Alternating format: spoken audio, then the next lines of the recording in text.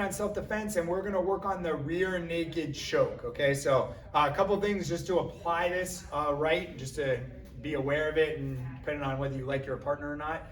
There's a couple ways of doing rear naked choke. I'm gonna demonstrate on Mr. Neil. So now he's taller than me, so it's very difficult for me to get my arm around his neck. So what I would actually have to do is kick and pull him down to where my chin is actually over his top of his head. Now when I apply this correctly, I want the crook of my arm to go right under his chin. This hand will grab my own crook of my elbow, and then that hand comes behind, and I squeeze until he taps, okay? So again, I'll show you that from this angle. So he's taller than me, so I'm gonna kick him down. I'm gonna get the crook of my elbow right underneath his chin. I grab my own elbow, that hand comes behind, and then like an anaconda squeezing, I'm just squeezing the carotid. So that's what's cutting off the blood flow to his brain. It's gonna pass him out. So this is the correct way to do it. The painful way to do it is now, instead of taking the crook of my elbow, I'm gonna take my forearm right across the Adam's apple, and now I start cranking on his Adam's apple, okay? So this is nasty, it's not nice. Don't do it to your training partners in class, because you only get one training partner. If you break them, you bought them. All right, so don't do it to your training partner in class. But that is self-defense wise, or maybe if I'm out on the street, that is a viable option if I need to apply a lot of pressure to someone's neck to get them to stop messing with me, or I need to escape. So just be aware of that. So the defense, you have early, middle, late, okay? So if I catch it early enough, my chin goes down and I want to grab his wrist, the crook of his elbow, and I want to pull his hand down to my chest. So now for here, it's really difficult for him to apply the choke with this hand, okay? So I've caught it early. So if I catch it middle, maybe it's here and I get this hand in. I always want this hand.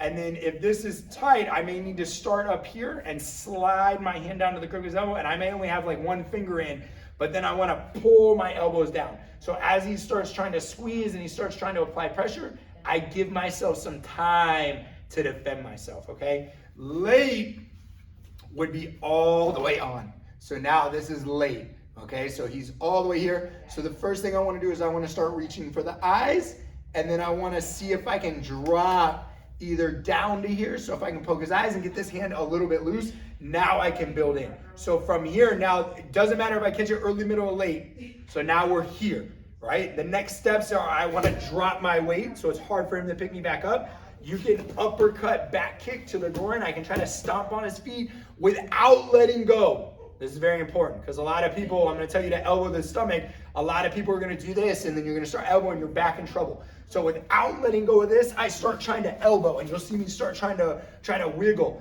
I want this hand out of here, because I need to get that hand out. So I'm going to just start dropping. I'm going to start turning my shoulder until I can get that out. As soon as I get that out, I'm going to look at his belly.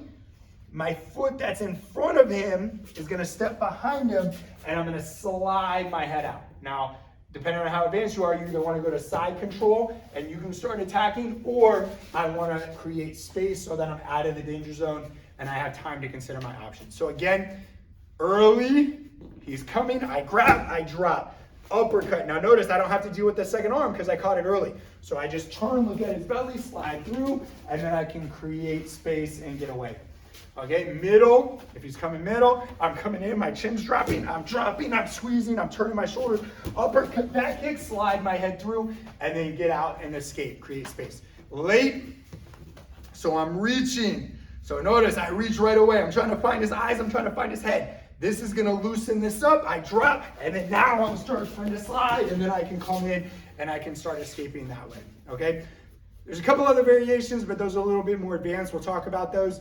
If you do, we'll talk about those real fast. So if I can catch it, depending on where I'm at and how comfortable I am, there is a throw from this. So if he catches it and I get in, and let's say I start trying to squeeze, I try to start moving, I can't get this arm out, the leg that's on the outside.